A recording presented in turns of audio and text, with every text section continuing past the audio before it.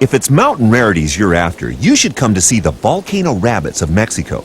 Volcano rabbits? You better come quick, though. These rabbits are dying out fast. Why? Do they erupt? Stand back! Volcano rabbit, ready to blow! The mountains that surround Mexico City are all old volcanoes. Towering some 7,000 feet above the city, they ought to be safe havens for wildlife like the volcano rabbit. Nobody can touch them up there, right? Wrong, I'm afraid. There are 25 million people living down there in the city, and only a few hundred rabbits left up in the mountains. The problem is that all those people put a lot of pressure on the surrounding countryside. Meaning? Meaning that the rabbits' natural habitats are being destroyed. The bunch grass is being burned to clear the land for grazing to feed the ever-growing population. Fire! Sound the alarm! There are rabbits in there!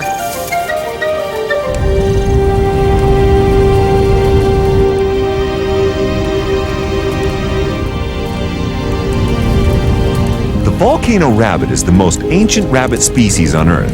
It can't dig holes like other rabbits. Instead, it relies on the bunch grass for shelter. There's not much shelter here anymore.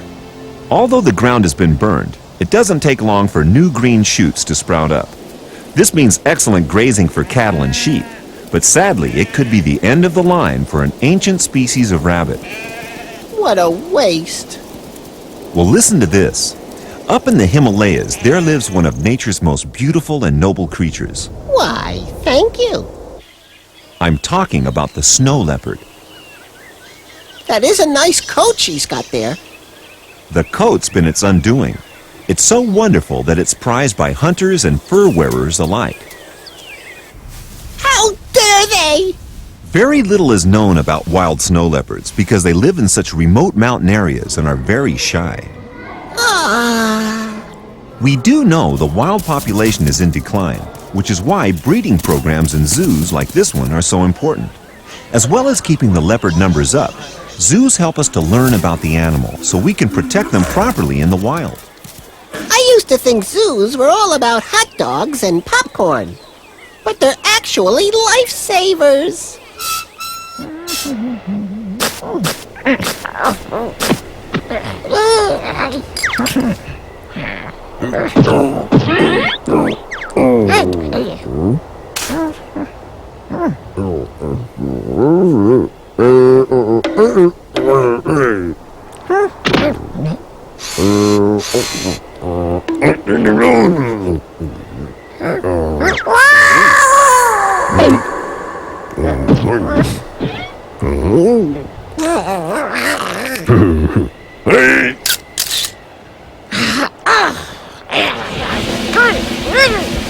And now, ladies and gentle lizards, it's time for Henry's amazing Golden Gecko Awards. The winners of my all-time best amazing mountain animals are... In third place, this gigantic bird of prey can soar and soar without ever getting sore. The Andean condor. And in second place, they're so into mountain climbing, if they had names, they'd all be called Cliff, the mountain goat. But tonight, we go up close and personal with the big hairy hillbilly himself, the mountain gorilla.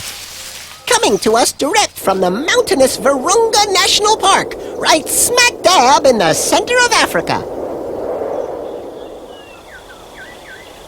They can usually be found hanging out together in tightly knit groups.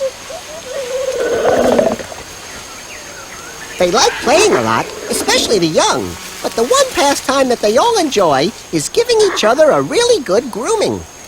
Much like human beings, Mama Gorilla puts a lot of tender, loving care into bringing up babies.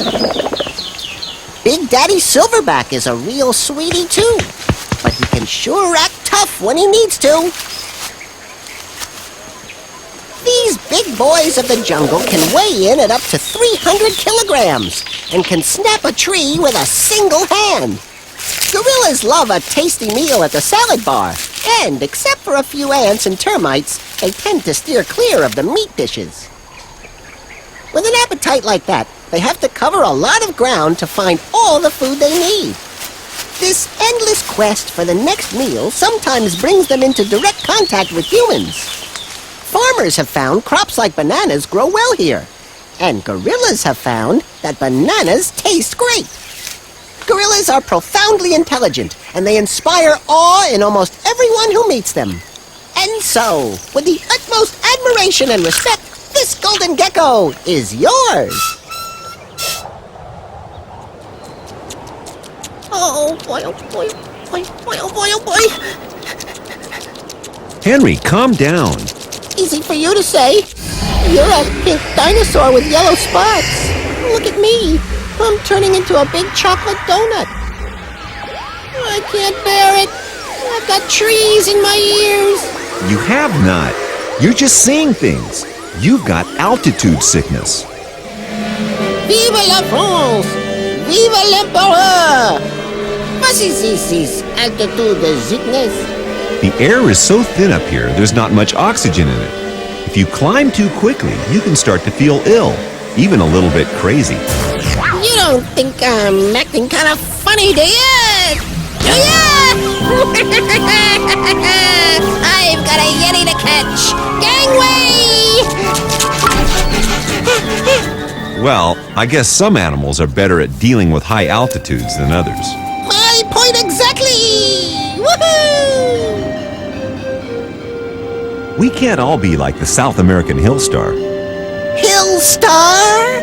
You must mean the Hollywood Hills. Don't you just love them? The hill star is a hummingbird that lives way up in the highlands of Ecuador. Every night, the temperature drops below freezing, but the hill star has an amazing survival strategy.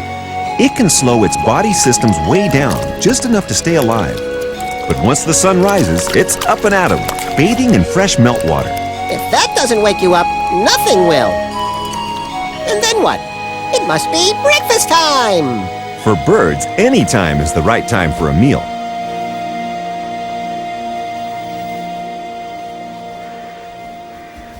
It takes an incredible amount of food to keep a bird as big as this Andean condor flying high. I know the feeling.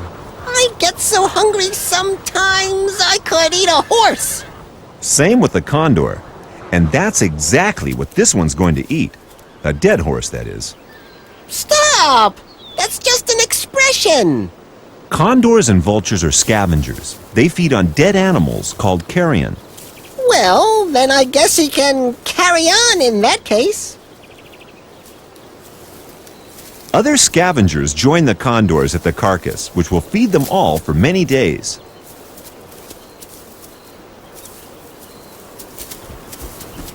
Scavenger's the name, scavenging's the game. You rang? That's the cara, Henry. It doesn't have the strength to get at the horse flesh itself, so it waits for the condor to do the hard work for it. Can I have 2 horsey burgers to go, please? Coming up, the chicks are waiting back up in the clifftop nest. Hello! Open wide, my angels.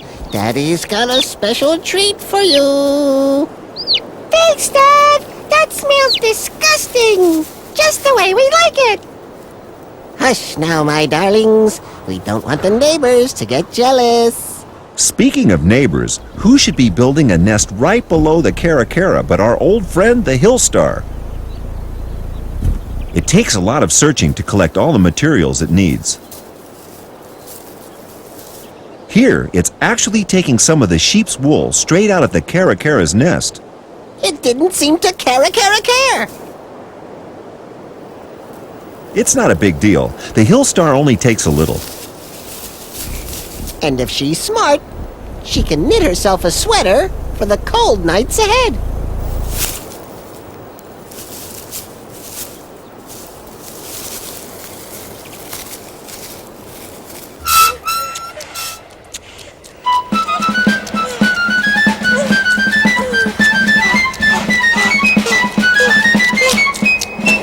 At last, you've made it to the top, Henry. Yep. If I don't find a Yeti here, there's nowhere left to look. And just think of all the refunds I'd have to shell out. Oh no!